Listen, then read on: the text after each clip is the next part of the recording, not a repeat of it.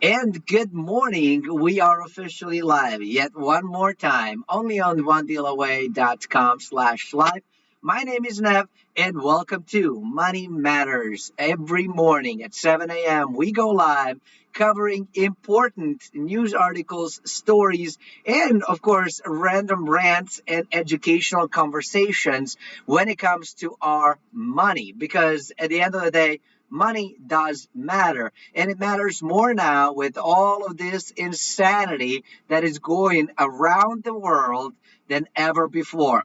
And today's episode is incredibly important. I think you're going to absolutely enjoy it and hopefully learn a whole lot about what's going on as we're starting to talk about some global economic changes and shifts. So, we're going to cover some important talks about what's going on in the world of business and tech. We're going to talk about some sort of trade deals, what's going on globally speaking from the employment or unemployment for that matter. What new free trade zones are being created? Who's there? What exists? What's going on with the China, with the UK? There's a bit of news going on over there, and where if you are looking to start your own business, where might be a good place to go, especially if you are in the world of tech, and a whole lot more. So I hope you're excited. I am beyond excited. So let's do this.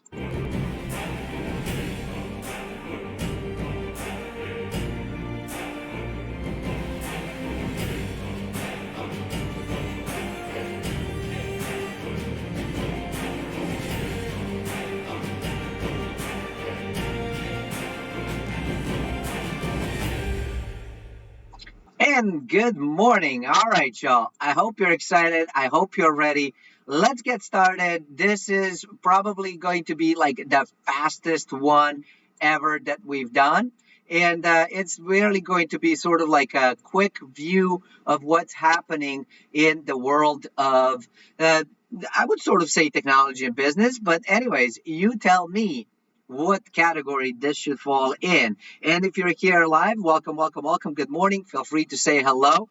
And as always, when we're finished going over the news and covering it, we go and hang out. So we're going to do the same thing as we always do. Excuse me, that came out of nowhere and I could not control it. So we're going to be hanging out. And of course, if you're watching now, of course, my eyes are watering. I'm a hot mess, y'all. Hot mess. If you're watching this on YouTube, do me a favor, hit the subscribe button, hit the like button, and the bell so you get notified every morning that we go live, or, which is every morning we will go live at 7 a.m., regardless, holiday, weekend, doesn't matter. All right. So, first thing first, 10 things in tech you need to know. Okay, I had the fan blowing on me, and it was a little bit too much, causing me to get stuffed up. So sorry about that. You get to learn all kinds of weirdest things about me. So let's see. What are the top 10 things? Well, Uber will acquire food delivery startup Postmates for 2.6 billion all stock deal. So they're acquiring all of the equity. That is going to be an interesting one. Let's see. Apple is basically saying that they are rolling out a new operating system for iPhones and iPads. It requires apps to show pop-up screen before they enable tracking. So this is kind of exciting piece that is causing a bit of controversies, whether people like it or not. I'm sure for advertisers that's not as exciting, but I think for private users it probably is very, very exciting and very important. Indian food delivery startup Zomato is unable to access some $100 million in funding it raised from Chinese backer and financial. So there's the rising happening between China and India. There's actually rising happening because between a lot of different countries, and it usually involves China. And I don't know. Some people are saying U.S. is to blame for pushing folks. Some people are saying no, that's just the natural progression. I don't know. You let me know if you have information because I just don't. I don't know which one is true. The UK is debating whether to reclassify popular game mechanic loot boxes as gambling. And I didn't know what this was, so I had to look it up a little bit. But basically, loot boxes are mechanics where a player puts in actual money to basically randomly win certain in-game items, and then of course those can sometimes be traded for, again, real money between the video game players. So potentially it could be a gambling piece, but we will only see. As you can see, this one, I don't know, it's a political whatever thing. I'm not even interested in it at all. The UK may phase Huawei out of its 5G network, sorry. And we actually have a special story following this story to talk more in depth about this particular piece. Amazon created Westworld, blah, blah, blah. Okay, new show coming to Amazon. All right, we're all excited. Homegrown video apps are surging in popularity in India after Chinese-owned TikTok was banned. So there's a news coming out that China has actually banned a lot of different. No, sorry, India has banned a lot of Chinese-based apps, and it's using basically the geo something. I don't know if it's fencing or caching or whatever. You let me know. I don't know the technical term for it, but basically it can see where you are in the country, what network you're using. It's blocking the IPs, and if you're in India, you can get a bunch of different apps. TikTok is one of those that is banned, and there was a homegrown Indian-based video app rival, Reposo, and basically it added 22 million users in 48 hours. That is crazy, y'all. Absolutely crazy. But I guess when you get addicted to TikTok and TikTok gets taken away, then you'll take the next best thing. It's kind of like if you can't get beef, you get chicken, I guess. So I don't know if it's exactly the same, but it's meat, I guess, at the end of the day. Let's see. Bots and Us has raised £2 billion or $2.5 million from VC investors. The company's robots can offer 24/7 customer service and can help business to do on-site data collection and analytics. And finally, Elon Musk, as Tesla CEO, is mocking folks by selling satin shorts to basically make fun of people who have decided to short his stock. So you got to admit it, the guy definitely has humor. So, you got to love it when you see something like that happen. Okay, let's talk about, I told you we're going to talk a little bit more about what's going on with Britain and 5G stuff. So here it is, the news article we're going to talk about right now. I don't know why this is. Well, now it's too much. You put it one way, it's too much. You put it the other way, it's too much. Anyways, so United Kingdom is basically saying that it's going to be cutting Chinese products and parts from the 5G network that it's building and has built already. And it's basically saying that all of it comes from a pressure from United States that is basically banning Huawei's technology to go out there. And now it's pressuring its trading partners and allies to follow the suit. And so now ministers on the National Security Council will be asked to approve a policy shift in the next 2 weeks on the ban to purchase any new Huawei equipment by the end of this year. Remove from existing parts, and they're saying that it's going to remove from existing parts of the 5G network by 26 or 27, and then following 4 and 3G as well. So the U.S. has been on a global campaign for over a year to convince nations to block Huawei from the 5G networks. And so it's again, very interesting piece that is happening that I think we can expect to continue. And I have been talking about the challenges and the problems. At first we had this big problem with the sort of currency crisis. It's turning into trade crisis, and it has a potential to turn into a much bigger crisis and potential different kind of war That's a very, very unfortunate piece, in my personal opinion. And this whole nationalism movement. Again, we talked about it. I want to say, earlier in the week or last week, depending how you count your weeks. But it does have its benefits. It also has its downside, because when you shut everybody and everything out, it doesn't typically bode well. I think a better balance between things is what's important. Now, I do understand that one of the viewers actually said, a lot of the whole like stuff with China and tech has to do with the fact that China has been stealing from the US based companies and basically pushing it out sooner. But that's the news that were reported here in the United States.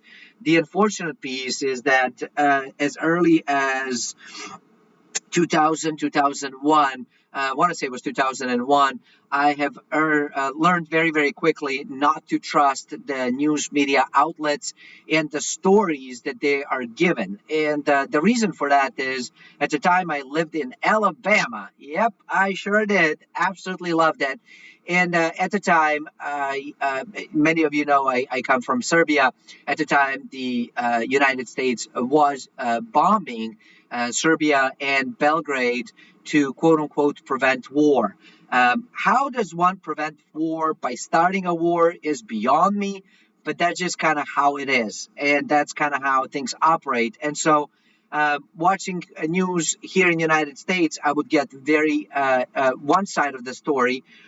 Hearing from my family for a short period of time at the beginning, and then all conversation, all communication was completely shut off. And I went for over 6 months of not being able to know whether my family is alive or dead. That's a very, very, very stressful experience that one lives through. And I don't recommend that to anybody. But when I heard the stories of what actually happened from the other side, it turns out that a lot of it is completely inaccurate. And so I have learned a long time ago not to trust the mainstream media. So even when they're coming in and saying that China is stealing stuff, I don't know. I have to verify it for myself in order to call it a fact. So what I can do is report what I'm seeing, but I don't know if it's a fact. So until I see it, until I verify it, until I kind of know that this is what's going on and can evaluate both sides of the story and come up with more likely than not, as I like to call it, scenario, I can't call what exactly is happening. What I do know is happening is that there is a big trade war happening all over the place, and that the U.S. is sort of pushing boundaries left, right, and sideways. I mean, we're going east, west, south, and eventually I'm sure we'll end up in north and do something with the polar bears too. So who knows? But an interesting piece that is in a contrast to what we just talked about, where we're seeing stuff in the US and in the West sort of putting more barriers to entry and more protectionism and more nationalism and more, it's us versus the world kind of thing. We are seeing something very different happening in the other side of the world. So let's take a look at the news over here. And we are seeing that the Israel is to join Russian-led free trade zone this year. A free trade agreement between Russian-led Eurasian Economic Union (EEU) and Israel may be concluded in 2020. And they're basically saying that free trade zone between Israel and Eurasian Economic Union is going to be a lot of possibilities, and they're hoping to finalize talks in 2020 and kind of roll into it. They are hoping that this is going to provide an important way to do trades, to build each other's economies, and so on. A trade bloc was established in 2015, and it's based on the customs union of Russia, Kazakhstan, and Belarus. It was later joined by Armenia and Kyrgyzstan. In 2016, Vietnam officially became a first non-regional country to join. And it's a very interesting piece because what it does, it's a free movement of goods, services, capital, and workers, which is also very, very important. And it's basically saying that more than 50 countries and international organizations, including China, Indonesia, Jordan, Thailand, and some South American countries have expressed interest in free trade deal with EU. Vietnam, Singapore, Serbia have already joined the bloc, and we have underway the talks with Egypt, Israel, and Argentina. So again, while one side of the world is sort of shutting things down, shutting people out, kicking them out, deciding, you know what, we're not going to do any trade, any of that stuff.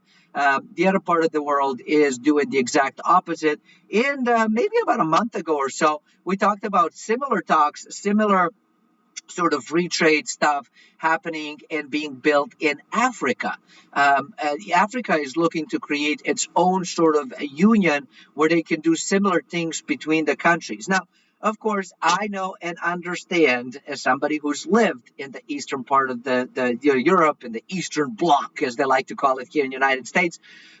It's not exactly the same. The development piece is not the same. It's very, very different, when you enter the Western Europe versus Eastern Europe, when you come to the United States versus go into Africa. I get it. But I think that we're missing the point of the future. A lot of times we focus on what's happening today. We focus on what's happening right now. And we have hard time seeing where that might lead us 5, 10, 15, 20 years into the future. And so while, I think that there's always challenges within these free trades because it all sounds good at the beginning. It's kind of like a marriage, right? When you start dating, it's super exciting at the beginning. The first few years of the marriage are like amazingly blissful, and but then you hit some struggle. I think every couple, whether married or not married for whatever reason, hits that piece, right? And if you're able to kind of go over it and can figure it out, you emerge stronger. If you don't, you have a potential to fall apart. So I think that that's kind of the concept that we're seeing. I think we're right now in this early dating, maybe first couple of years of the marriage stage, with everything is new, everything's exciting, everything is beautiful. And will they hit some barriers? Absolutely. So it's only a matter of time that we're going to be able to see what is this actually going to look like and play out. But I think it's important to keep paying attention to what is going on inside the new trade agreements, inside the new sort of global movements of what things may potentially be like. Again, none of us know exactly what the future is going to look like. My crystal ball, as I always say, broke years ago. However, I can look at what things are happening, where things might be going to start understanding, does it make sense for me to maybe consider potentially getting involved in different aspects of different industries or countries, to invest in or to potentially consider moving the business to. And so there's a whole lot more that really goes into the place. Talking about business and talking about potentially moving, sort of a tangent, but it follows really nicely with next article that I wanted to talk about, and it's Russia yet again, believe it or not. I didn't plan to, do a lot of Russia and European talks. European doesn't exist now. European talks, but that's just kind of where the news have led me. I don't necessarily know that I have a plan of exactly I got to talk about this particular country or this particular issue because I don't know what the issue of the day is. And so I like to go out and take a look at stuff. And if you are building a new business, if you are within the tech, if you are a programmer, and, there was a new report that was released out that talks about the best places, the best cities for tech businesses. And would you know it, Moscow is among the top 20 best tech cities in Europe. So Russia capital has made it into the list of the top 20 European cities with the most promising prospects for startups, tech, and investments. They basically took 76 cities and rated them, and Russia is ended on I think it's number 18. But nonetheless, even if it's 18, it's still in the top 20. London won the top billing, followed by Paris and Dublin, all of which offered compelling prospects for innovators and startups. Amsterdam and Berlin completed the top 5. So there you go. If you are in Europe, or you're thinking about saying, maybe I should go to Europe and I am inside the tech and I want to work for the tech startup or whatever, then maybe London, Paris, Dublin, Amsterdam, or Berlin might be a good choices. Personally, out of all of these countries, or all of these cities, I've never been to Dublin or Amsterdam. I know, or Berlin. Ooh, I got a lot of traveling to do. All right, I need this Corona thing to get fixed up because I did plan this summer to travel to Dublin and to Amsterdam. But clearly, with the United States being banned from Europe because of the virus, I guess that's not happening. So we'll see. Maybe a fall or winter trip. I don't know. We'll see. We'll see. I just know one thing for sure, y'all. I missed Europe so much, and it's a very different lifestyle. In being originally from Europe, I always say I want to go home because it's different, and I really like it. It's home. I mean, you can't come on, you can't beat that. So uh, but I'm so glad that I went in February because had I not made that trip, holy mackerel, I think I'd be like heartbroken. But I got my fix on, so I'm okay to go for a little while. All right, let's continue with the article. Enough of my stories. Moscow also made it into the top 10 in one of the categories, which ranks cities with the best startup environments. So it's a very cool piece that is kind of interesting. And it says that the local government has recently launched a project called Moscow Accelerator, which allows new enterprises to cooperate with larger companies and get more investment to scale up their business. So, anyways, very cool piece that it in May it climbed to the ninth place in the global startup ecosystem, making 1,000 cities compiled by Startup Blink. So there you go. That's a very cool piece that I thought was really interesting to kind of take a look at because when I saw it, I was like, wow, like okay, where are the best places to go? So there you go. If you are in tech, that might be a place to go. Now, we did talk about London as being the top European city for tech startup, but there's something else interesting happening in London. A lot of stories from London, and we talked about the 5G developing. We talked about the tech part in the London. There's another thing happening inside London and United Kingdom, and that is that China is going in and buying a whole lot of real estate. Now, we typically do a very special report on real estate, typically on Thursdays. Today is definitely not a Thursday. It is a Monday, and happy Monday, y'all. But this was an important article that I wanted to share here with you. United Kingdom house prices are expected to fall by 5% this year, according to Reuters. Prices won't recover until the end of 2022.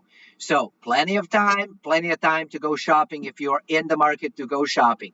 Meanwhile, Hong Kong and mainland China are taking advantage of cheaper prices in London, buying up as much real estate as they can. Investors from those regions now account for 15% of international buyers' transactions priced above 1.22 million in London's prime areas. They also acquired 20% of real estate they're priced above 10 million. So they are on a shopping spree because, well, there's a couple of different reasons why they might be doing that. One of the reasons is that they are looking at more stable economies where real estate has more protection and can kind of, stay yours after you buy it. It has much stronger laws. There are many countries where the property ownership laws are not as strong, and so it's yours today. Next time somebody else steps into the government, it's no longer yours. So it makes it very risky to go out and buy stuff. And typically it's people that are in the power and their cronies and friends who end up owning all of the properties and then giving it to their friends and families, again, to the network. So that's that Cantillon effect that I think we're seeing when it comes to money printing, for example. And we're going to talk more about that in just a few moments. But then you have the change of the government, right? Like they throw off this one because he's bad and somebody else promised good stuff. So they put in a new person in, then they go out there and they basically repeat the same thing. So different name, different party, same end result.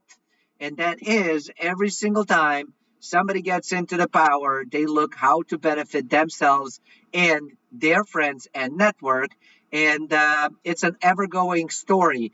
And we see it happen in developing countries, in developed countries, in all over the world. It's all over the place. And with being 2020 being in the election year, I think we're going to see some very interesting moves in United States as well. Obviously, you know that the President Trump is going to is running for re-election, at least for now.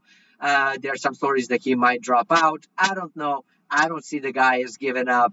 I mean, he is definitely a beast and very very competitive person. So I have a hard time seeing him going away and pulling out of the race and sort of with the tail between his legs. That's just not his style. I don't know the guy personally, but based off of what I've seen from him in the government as well as the business, I just don't see him doing that stuff. Then we have Biden. I don't know. Biden has a potential, but I don't know where that is. Apparently, there's new people that have also announced their candidacies.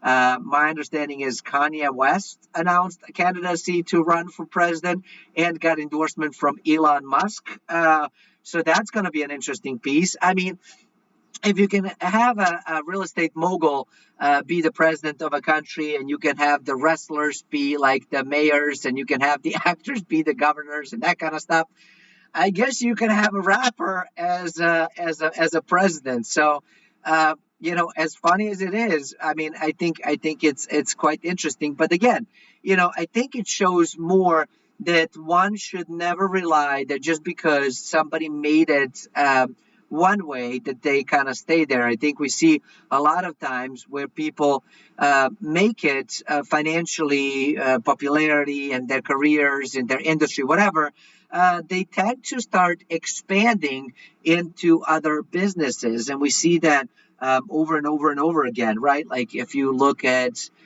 P. Diddy, for example, right? He was a rapper too, but he is also known as being the business mogul. So I think we're seeing that all over the place with folks. So it wouldn't surprise me. Nothing absolutely shocks me. I'm just kind of curious to see who he might pick as a running mate. Will it be another rapper? Will it be another movie star? I don't know. So it's going to be very interesting. Let me know what you think about the whole move. And I don't even know if it's true, but I know that it was announced. So we'll see, I guess, if that ends up happening. But nonetheless, it's going to be a very interesting year and election. Now, we have a couple more articles to go through. One of them talks about employment. Now, we've talked about employment, unemployment when it comes to United States, but there's an interesting article that popped out and talks about the global economy and what's going on. So we could have a loss of 400 million lost jobs coming out of the International Labor Organization. So global working hours are expected to have plummeted 14% in second quarter of 2020. This is, again, a report coming out of UN's International Labor Organization, ILO, equivalent to 400 million full-time job losses globally. According to the report, the Americas were the most affected region with an estimated 18.3% drop in working hours or 70 million full-time jobs. And there's a tweet coming out of the ILO as well that basically is saying that as the crisis is deepening, there's uncertainty and incomplete labor market recovery. It's quite scary if you really think about it. Now, of course, their report is saying there are multiple factors causing this decline: shorter working hours, temporary leaves, unemployment, inactivity, businesses shutting down. So, of course, if business shuts down, they can't hire anybody because they themselves don't have a job anymore or anything else. So it's definitely an interesting piece. And in its baseline model, the ILO projects a 4.9% decline in working hours or 140 million job losses compared to the fourth quarter of 2019. So they're basically saying pessimistic scenario would see an estimated 11.9% fall in working hours or 340 million job losses. This is very, very scary. And this is the reason, one of the reasons that I have been talking about that. Call it all you want, it's a depression, global size depression that we have entered, that very few people are calling it. I mean, I'm starting to hear, I started to call it quite a few months ago. I'm starting to hear other people starting to talk about it. I think Gerald Salent is one of them. I think folks over in Real Vision are starting to talk about it. Max Kaiser is starting to talk about it. I think Mike Maloney is starting to talk about it. I really stand strongly behind that stuff. And, it's not going to look exactly the same like the stories we've read and heard about the depression of what happened in the United States in the 1920s. The 2020s depression is going to be different. And I think that there's going to be different economic forces that are going to develop. And we're going to see large shifts. And only those that stay tuned in with the shifts and move with the shifts, don't get stuck in the old, but quickly pivot to the new, are going to be ones that not just survive, but are also going to thrive. And we have one more article that I think talks a little bit about and touches on some of the things that I want to spend a little bit more time talking about. And it's coming from the USAWatchdog.com. And it involves Naomi Prince, who you may or may not know is the best-selling author of the book, oh my gosh, Collusion, right? So that's the book. She worked in the central bank in the Fed for a little while. And so we'll definitely see kind of she now has her own like a research and an analytics company and that kind of stuff. But the lady has been all over the place, very active on Twitter, and but a lot of things that she has to say makes sense to me. I don't know what you think. I don't even know if you follow her or know anything about her, but there you go. So she's basically doing some interesting kind of conversations about where are we and what's going on. And she was saying that we were in crisis mode in 2019. I agree. A lot of people are saying the exact same thing. It's just that the rhetoric right now says, well, Corona caused this. No, Corona didn't cause it. It just made it bigger. It just made it go faster. It just sort of, it's kind of like if you already have an infection, right? If you already have an infection and then you get a secondary infection and then you end up being even sicker. That's kind of what Corona did to the economy. We already had an infection in the economy. It just made it bigger. It just made us sicker. So what basically said is that the debt at the end of 2019 for the world was 3 times GDP. Okay? Debt at the end of 2019 for the world was 3 times the GDP. For every $3 borrowed, only $1 of economic activity occurred. That's what we started 2020 with. Now, I'm going to pause for a moment because typically what should happen in the healthy economy, in the healthy business, is that when you borrow $1, that you get $3 of production. The more debt that you start to create, the less productive it becomes because you have to service this debt, right? So a little bit of debt gives you, $1 of debt gives you $3 of productivity. Then you end up doing more and more and more and more and more of that. Of course, everything is growing. However, at some point, where debt is over here and productivity is up here, it starts to actually shift. And at some point, you reach the point where $1 of debt equals $1 of productivity. But it continues to go as you continue to borrow more money. And now you find yourself where $1 of productivity requires $1.50, $2, $3, and so on.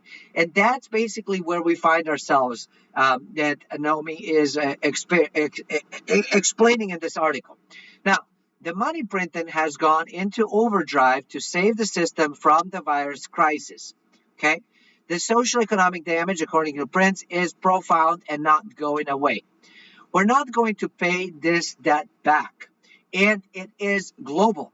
Nobody is even considering trying to pay it back, all the debt that has been creating. Now, the question might come in, well, if we don't plan to pay it back, what do we plan to do with it?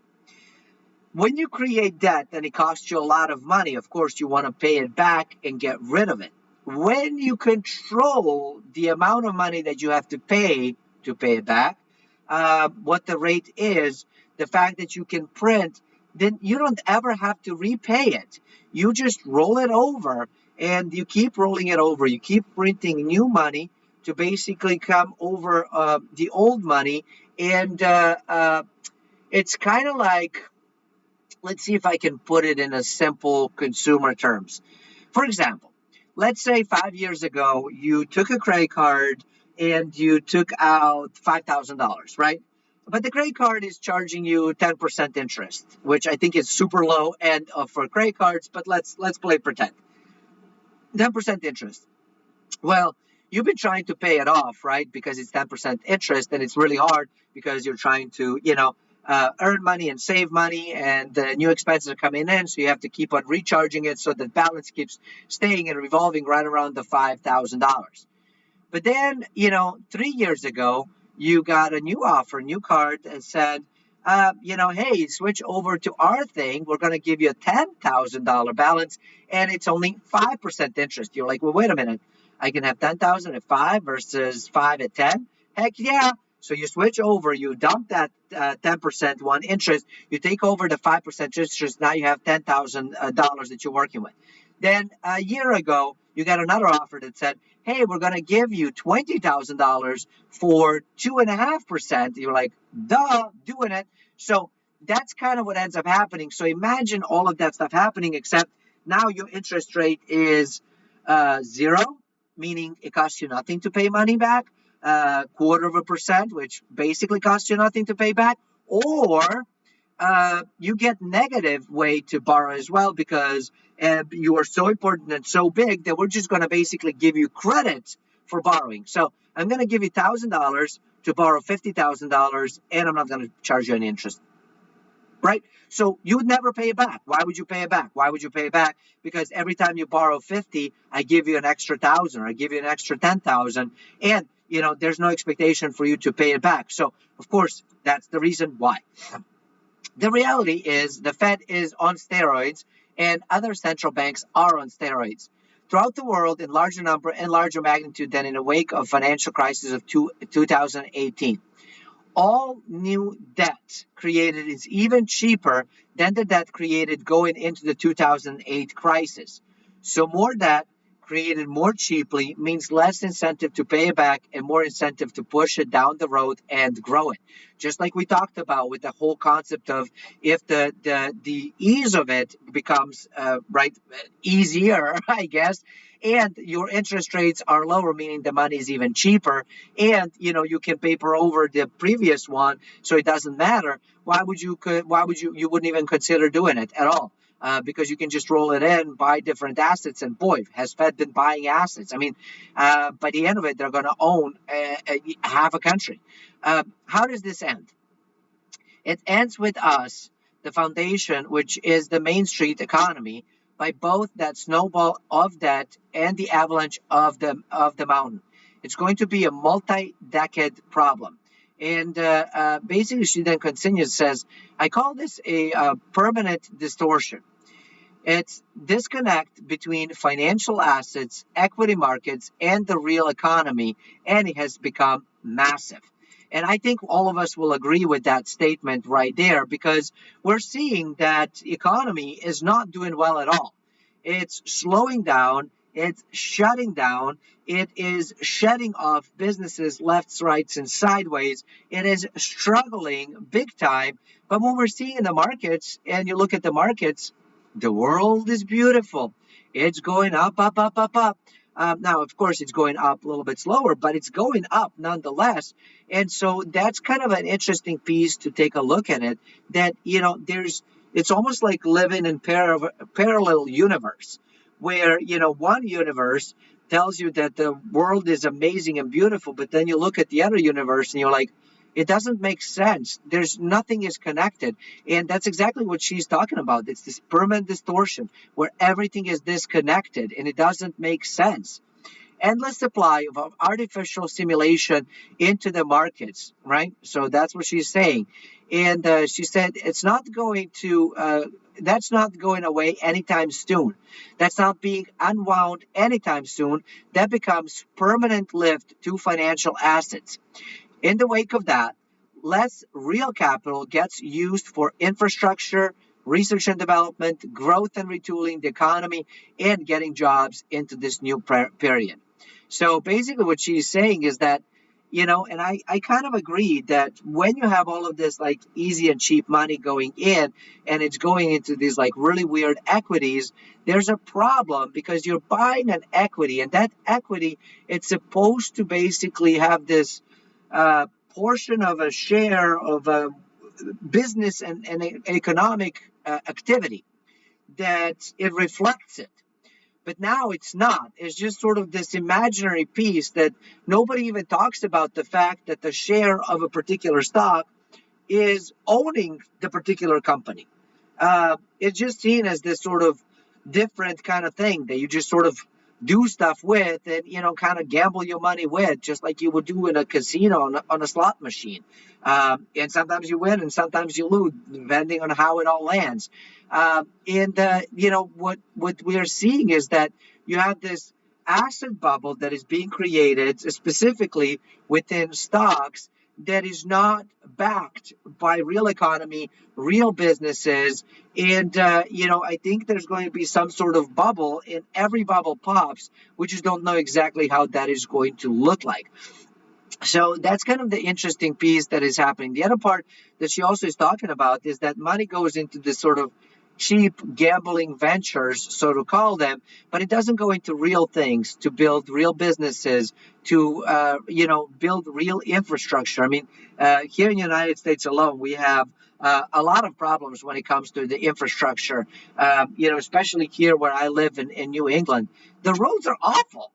Roads are awful. How is it possible that the United States can claim to be the number one global leader in the world, and then you get on the road, and I mean, you're about to lose a wheel every time you move. And I've lived in New England, I lived in North Atlantic, I lived in South, I lived in West, I lived in Middle West. So I think I've covered a vast majority of the country, and I will tell you, roads are awful everywhere.